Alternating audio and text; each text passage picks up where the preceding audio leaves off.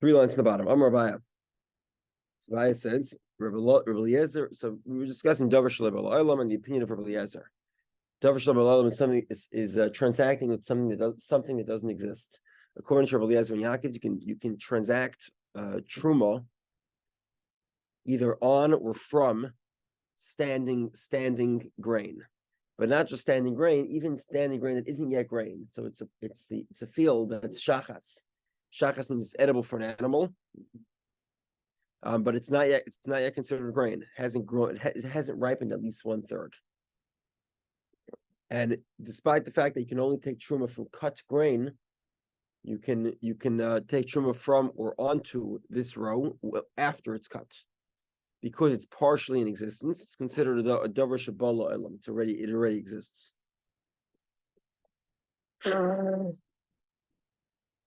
So Rabbi Yaakov, Rebbe, and Rameir, and Rebbe and the opinion of Rameir. We'll explain these in a moment. They all hold Adam Makna Davar Shalabal Olam. A person can transact in something that's a loibal olam. It doesn't yet exist. And it doesn't, as Rashi explains, it doesn't actually mean that it's completely loibal olam, because then everyone agrees. What it means is that it's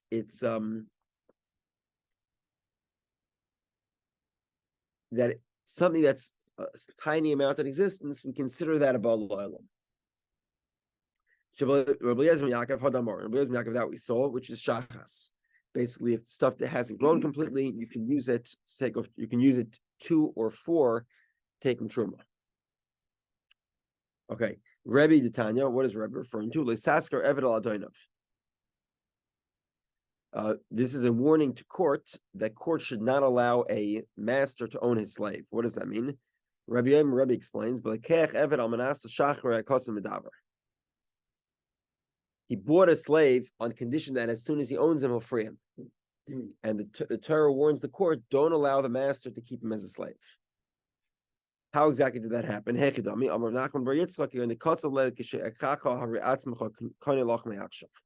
When I buy you, you own yourself from now. Okay. Now, 1 second. He's making a commitment here to do something that doesn't exist yet. He doesn't own the slave to free him. How can he free a slave that he doesn't own yet?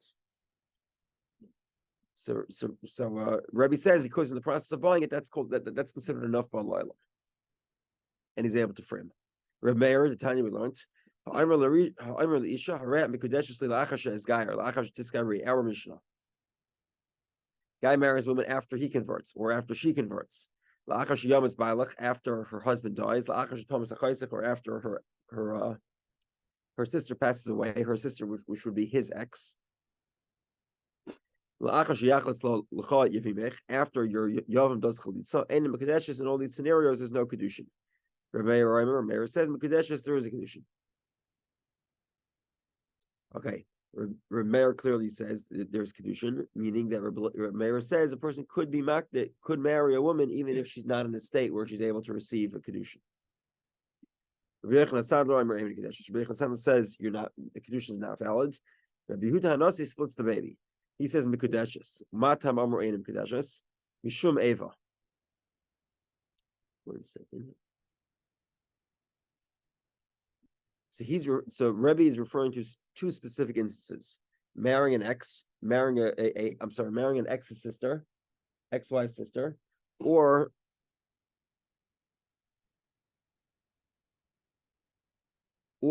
marrying a woman after her husband dies.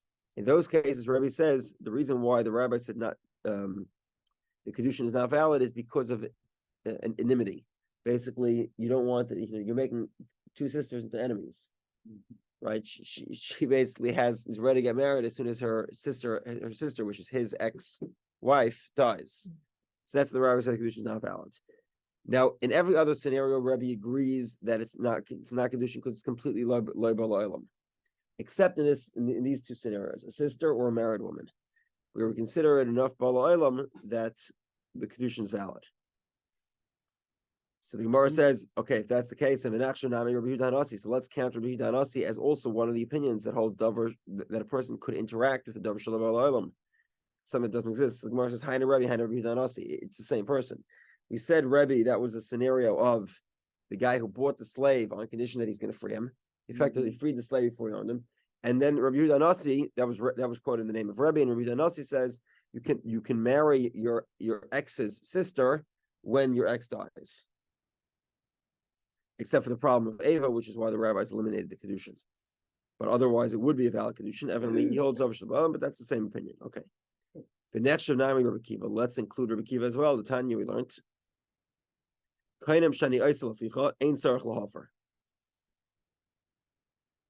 A guy basically says to his wife, he's entitled to his wife's income. He says, whatever income you make, I'm sanctifying it to hektish. So ein tzarich lahafer, he does not need to invalidate. I'm sorry. The woman says, I'm sanctifying all of my income. The husband does not need to invalidate, nullify that vow. Rabbi Kiva says, Yafer, he should. Why? Because maybe she'll make extra income, and that extra income will go to her, and then if it belongs to her, she has the ability to make it hektish. So therefore, he should nullify the vow. Now, who says she'll make extra income? She's sanctifying something that doesn't exist. She's sanctifying her income, but she doesn't have income. She doesn't have extra income. It doesn't exist yet. And clearly, Rabbi Kiva says that that's not an obstacle, and the vow would still be valid, and that's why her husband should nullify it. Clearly, he says you couldn't interact with the davar shel b'laylam. So Gemara responds, not necessarily. We learned Amar Yehudah Rav Yeshua by Meres Ikachi Yadei Sam Yadayim Misnu B'Olam. So this is a trick in every davar shel b'laylam. You cannot sell the fruit of the tree, right? Because the fruit of the tree, they're talking about a tree like now. There's no fruit on it in the winter. You can't sell the fruit of a tree. There are no fruit in the tree. But you could sell the tree for the fruit. Right? Because then you're not selling the fruit, you're selling the tree. The tree exists. Now, what are you selling? What aspect of the tree are you selling? Its potential to give fruit, or let's say next year's fruit, next year's harvest. That is a valid construct. Therefore, Rav Huna proposes that in this scenario, what the woman actually sanctifies is not her income; she sanctifies her hands for the income that they provide. And is this like celebrities, like insuring their voice or what have you for Lloyd's of London, that kind of thing? Not very familiar with celebrity cultures. Yes, I've seen it done. Well, he's saying like if like an athlete had their hand insured, because if something happens, they need money, or similar. Like I guess that would be kind of similar idea. She sanctifies her hands for the income that they produce, and her hands exist, and therefore it's not even relevant to the question of davar shel b'laylam. Okay. I'm marrying you on condition that I talk to you to a king. Now, read it very closely here. He says there are two ways to do this. Okay, this is what the discussion of the Gemara is about. To do is to say, look, I know President Biden, whatever, Tony Fauci, whoever you want, and I'll arrange a conversation. That conversation is worth, I don't know, millions of dollars, tens of thousands of dollars, worth a lot of money. Direct phone number to some prestigious individual, worth money. You can sanctify. Possibly an irrelevant caveat, but it's valuable as long as the public values it. There are certain that's fine. Yeah. Okay. So the guy says, okay, I'm going to arrange a conversation with Biden, and what's that worth? I don't know. It's worth at least thousands, right? Right. So with the value of that Kiddushin, of that conversation, I want it to be Kiddushin. That's one way to do it. The other way to do it is, I'm giving you a quarter for Kiddushin, and the Kiddushin should be valid only on condition that I can arrange a conversation with Biden. It's a very different thing, right? Over here, the Kiddushin is what? The quarter. There's a condition attached to it to converse with Biden. Our mission specifically says almanas, on condition. We'll get to that. We'll note that, and we'll get to it in more detail in the Gemara. Okay, or alternatively, the SM chikapayel. I'll work for you for a day. I'll be your worker, clean up your house, I'll mow your field, mow your grass, or work in the field for you, whatever you need. Okay, So in this scenario, Dibra Allah Shultan, if he spoke to the king, if he arranged a conversation with the king, in this case, it seems that he actually talks to the king about her, whatever her lobbyist needs are. Or he worked for her like a worker for a day. The Kiddushin is valid. And if not, the Kiddushin is not valid. Amr Shlokish. So Shlokish points out, V'hu shenos l'shavar pruta, u'beschar loy. We're talking about a scenario where he gave her a quarter. The Kiddushin was the quarter. There was a condition I need to talk to you. I need to talk to Biden about whatever your lobbyist needs are. The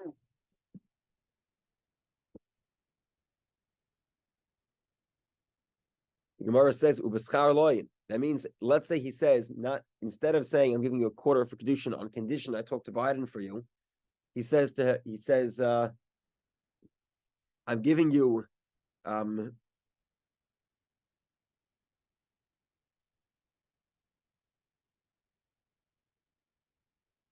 he says I'm marrying you with the benefit that you get from me talking to Biden on your behalf. So that the Mishnah Rosh Lakish is implying that Kiddushin would not be valid. That's the Gemara. Vatanya, we learned. Let's say he marries her beschar with the value of Shakafticha al Chamor. I carried you on a donkey. Shahashaticha bekaran. I gave you a ride in my lift. Or my karan is a wagon. I just gave you a ferry ride. The value of this ferry ride should serve as a Kiddushin. En Mekudeshes. The Kiddushin is not valid. Why not? Because you've already provided the benefit. It already happens. You've already given the woman the ride. Mm-hmm. And therefore, what she owes you now is considered a loan. You cannot marry a woman with a loan. However, let's say he says, I will put you on my donkey.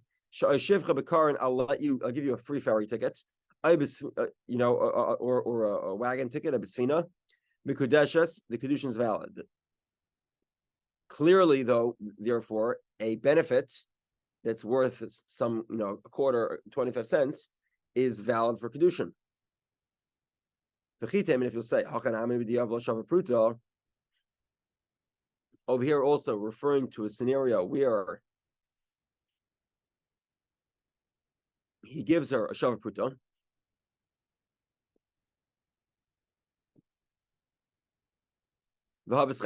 In other words, it doesn't. The mission, this Bryce is not talking about where he gives her a quarter and a ferry ticket.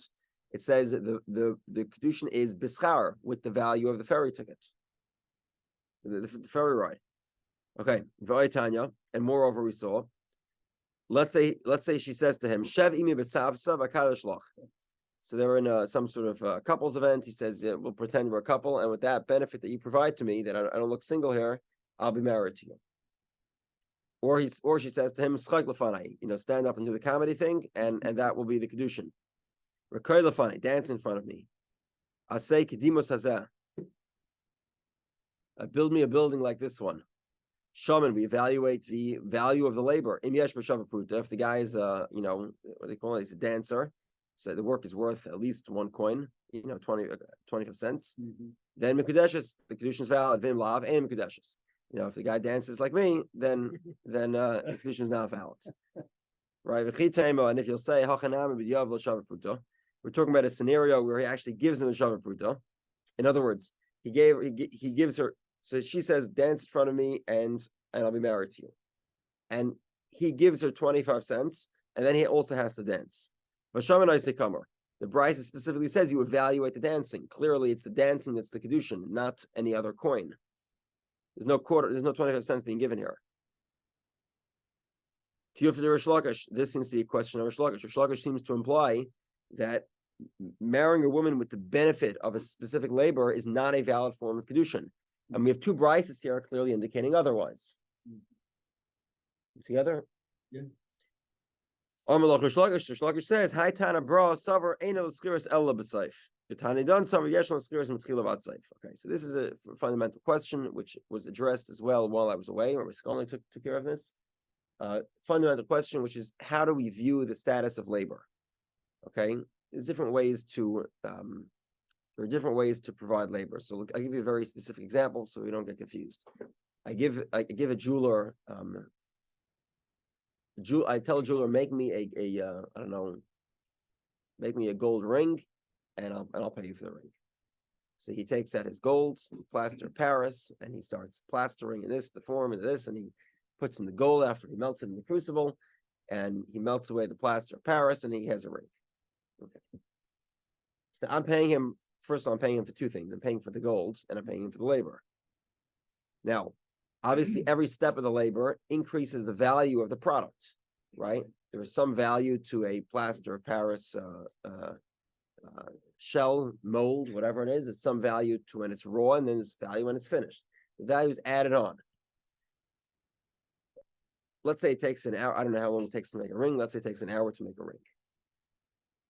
So the ring is worth, I don't know, $150, and there's no diamonds in it. $150 ring. It's over an hour of time. Every minute of the hour is effectively worth $2. Right? So once you subtract the gold value of it, let's say every minute of the hour is worth about $1. So these guys being paid about $1 a minute, which breaks down to about 1.67 cents per second. Right? So as the guy's working, he's earning a little less than 2 cents a second, which, let's say for argument's sake, is less than a shava pruta. So every second of his time is worth less than a shava pruta. You know, if the guy's a very expensive lawyer, maybe his time is worth more than that. You know, maybe every second is actually worth a shava pruta. You know, 2 cents a minute, 2 cents a second is not a significant income, and therefore every second we add to his bill 2 cents. That's how you look at the deal. So it adds up. It keeps on adding and adding until the end when he gives the bill of $150, which is the gold plus the labor. Now, that's one way of looking at it. The other way to say is, look, you know, the guy's not paying for a mold. The guy's not paying for an unfinished ring. He's paying for a finished product. It all builds up, but the truth is that the obligation only falls at the last minute, the last second. When the object is completed, that's when you owe him something. Until then, you don't owe him anything. So we don't sort of divide up and say, well, what's the value per second? It's less than a shava pruta. If you said it was less than a shava pruta per second, you're effectively saying that there's no Kiddushin here. Why? Because there's never a shava pruta that happens. Because every second was less than a shava pruta. Every second was less than 25 cents worth of value. But if, on the other hand, we say, meaning the value of the labor comes at the moment the product is finished, the hiring is the work is complete. So then we do have a shava pruta. We have much more than a shava pruta. We have $60 worth of work in 1 second, maybe plus the gold. It's another 90. So $150 in 1 second. You can marry a woman. So says Rish Lakish as follows: when do we say the guy's a ballroom dancer? Every second is still worth less than a shava pruta, presumably. I don't know what the rate of dancers is today, but presumably every second is less than a shava pruta, and therefore, according to our Mishnah, says the schar doesn't work. Why? Because the schar, the value, is given over a range of time.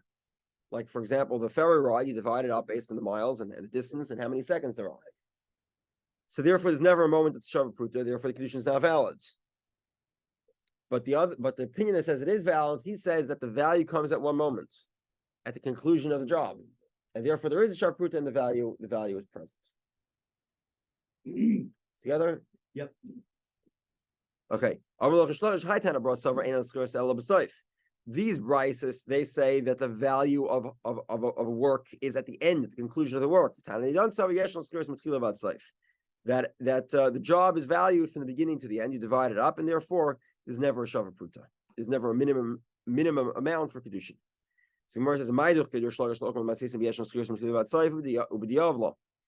Gemara says, hold on. What irked Rish Lakish to have to declare our Mishnah is a scenario? Our Mishnah effectively telling us that he gave her a pruta, plus he promised to speak to Biden on her behalf. Why couldn't Rish Lakish just say the Kiddushin in our Mishnah was to speak to Biden, and it's going according to the opinion the value of the labor is at the conclusion, and it would fit very well with the brisa. So the Gemara says,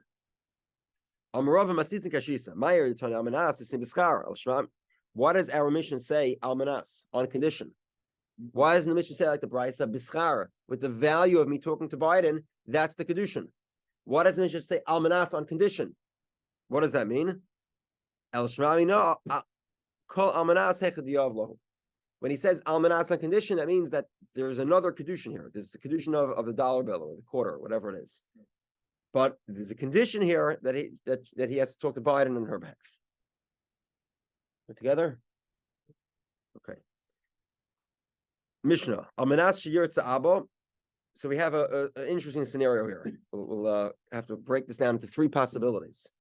On condition that your father wants.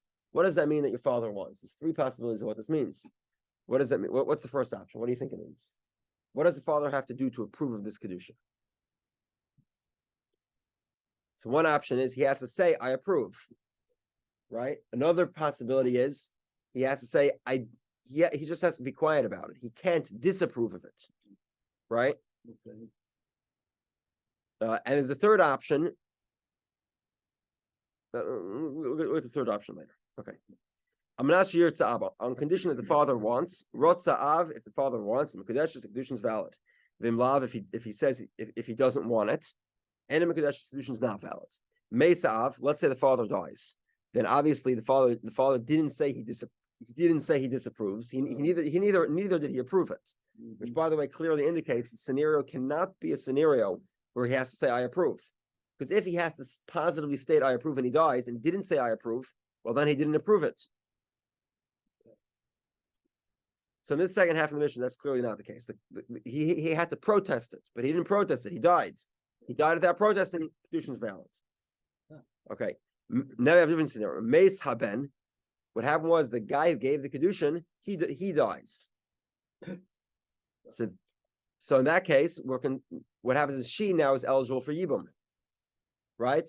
Except that the father really could protest the Kiddushin. If he protests the Kiddushin, then there's no more Kiddushin.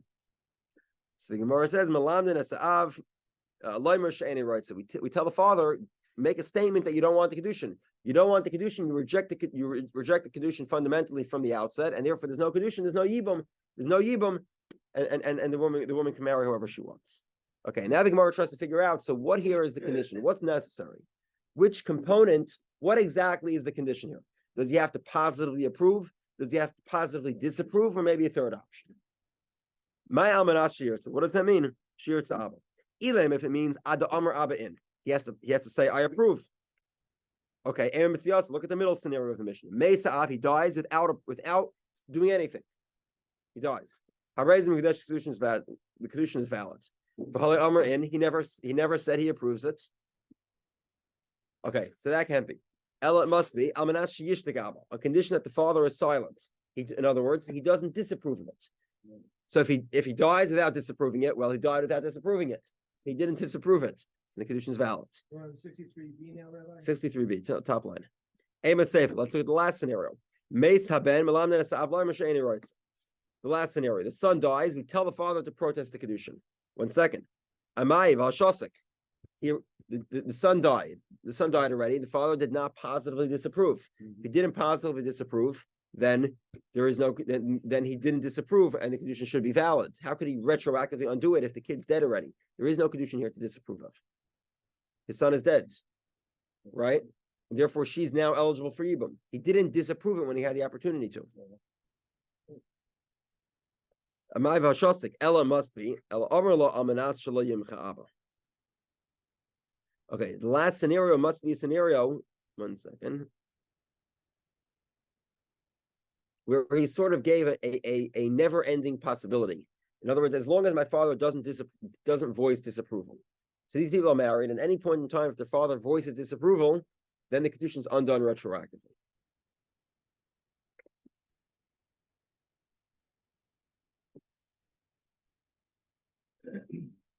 Now, the ratio that the beginning of the mission that says if the father wants, the Kiddushin is valid, clearly cannot be such a scenario. Why?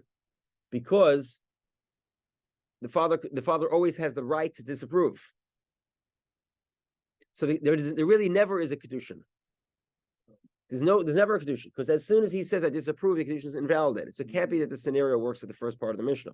So what actually we have here is two scenarios. The first scenario of the Mishnah is he has to positively affirm it. The next two scenarios is as he has the opportunity at any time to disaffirm it, to protest it, and then the Kiddushin is nullified. If the father dies before he disapproved it, well, then he died before he disapproved it. So they could go on for part of a year. More, Yeah, the whole life, as long as the father's alive. Until they do the next stage, then. Until they. The next stage, Ersa. So it would appear that they could do Nisuin, but then Nisuin would be hanging, because at any point in time the father could undo the Yerison. They're effectively allowing themselves a get out of jail card here in this marriage. At any point in time, if their father, as long as the father is alive, he protests, then effectively they're no longer married. Correct. Yeah, it certainly is strange. Certainly is strange. That's there's no question of that. Okay, Hey. we'll get to another scenario that works. Okay, so Reisha b'chat taima. The first part of the mission is one reason. And Mitzias of Seifa b'chat taima. It's two reasons. There's another reason for the second part of the Seifa. In other words, the first mission is talking about wanting means positively affirming. The next two scenarios is wanting means not protesting at any point in time. Okay, Amr V'yanai. So Amr asked, is that logical? Amr V'yanai in? Yeah, it is. It's the only way to learn the mission. Amr Shlokish says, Shmamin Amr V'yanai.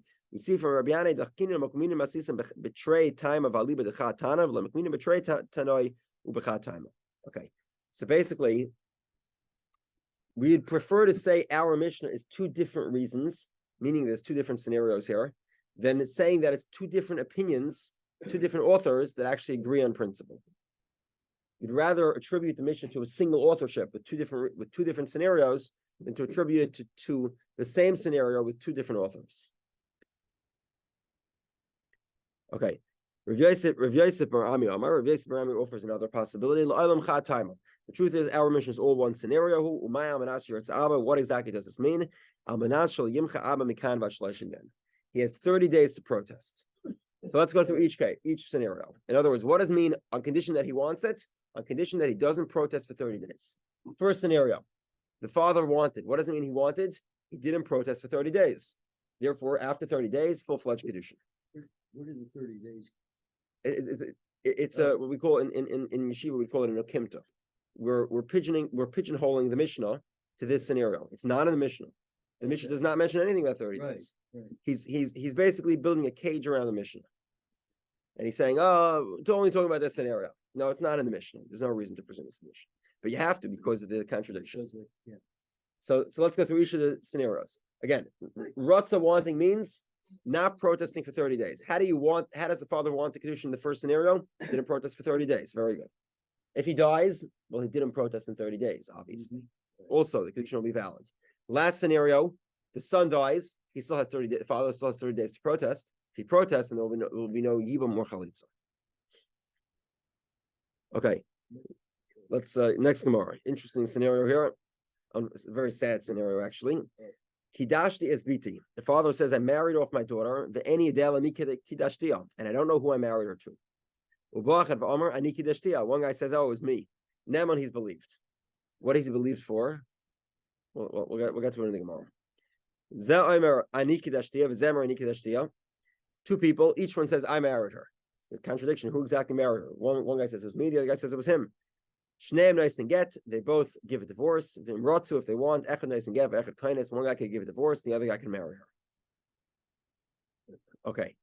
Now keep in mind, by the way, if they don't find out who the person here is, this woman's an aguna for the rest of her life. She can never remarry. She has no clue who her husband is. Right. So Amar Rav says, Neman litin get ve'ena neman lichnis.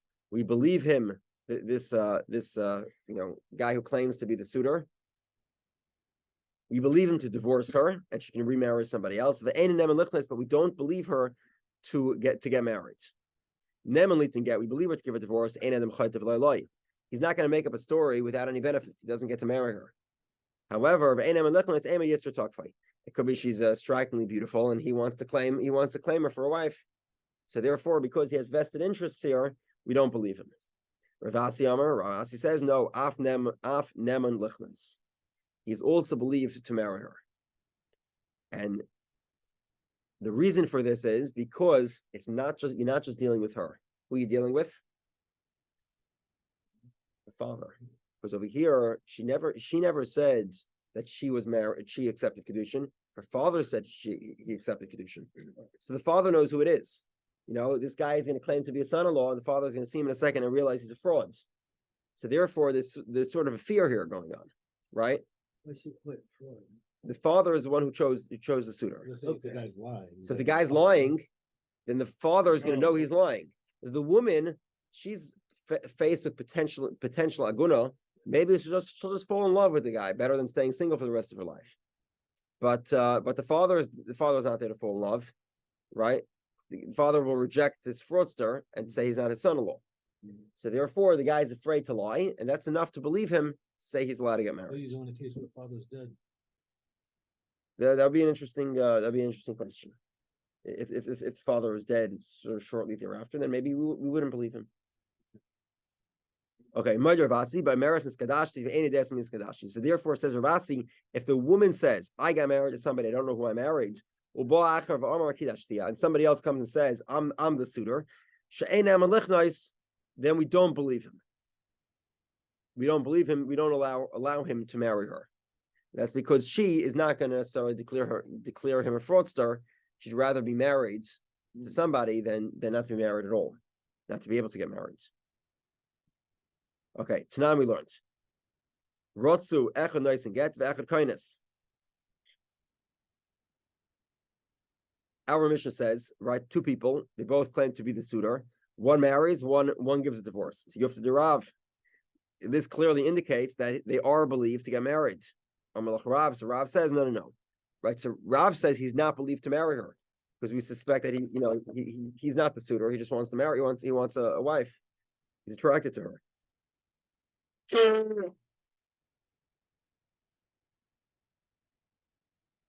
One second. But over here we see clearly that he is able to marry her. So the Gemara says, Rav says with his two people, each guy's sort of afraid of the other guy. Right? You're claiming to be the husband, but then there's this other guy who's also claiming to be a husband. If you were just doing it because you had a crush on her, then you'd probably stay away from such a scenario where somebody else is claiming her as their wife. Because they're both afraid of each other, that the other one will proclaim them a fraudster. So therefore, he's scared he wouldn't lie, and we allow one of them to get married to her if the other one gets divorced. Tanikav said Ravasi, we have a Bryce that supports the opinion of Ravasi. Kidashti is biti ve'en yadeh lami kidashtiya. A father says, I married off my daughter, I don't know to who. And a guy says, I'm the mate. Afnem and Lechnois, he's also believed if he wants to marry her. Let's say they get married, and another guy comes in and says, well, actually, I was the mate. We don't believe him. However, if the woman herself says, Niskadashti, I accept the Kiddushin, but I don't know to whom. And one guy comes along and says, I am the suitor. We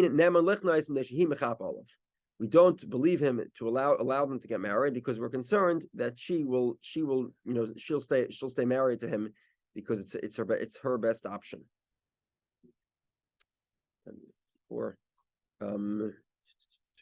Okay, let's just begin here. We'll have to start this again tomorrow.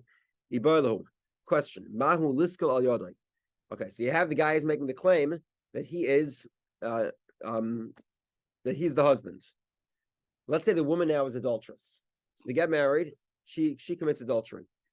Does she don't get married? During the state of Erison, she commits adultery. The penalty is skila. She's capital punishment, stoning. Would she get capital punishment? So Rav says, ain't cycling. We would never believe him insofar to give her a capital punishment. Ravasi says, cycling we would. Rav Amar ain't cycling, ki hemni rachman al-av li-isura, tol lehemni. The Torah does not give him the reliability to claim that his daughter is married to the extent that he's able to cause her to get capital punishments. Ravasi says, cycling, she would get capital punishment. The Kulam Ilsa hemni rachman al-av.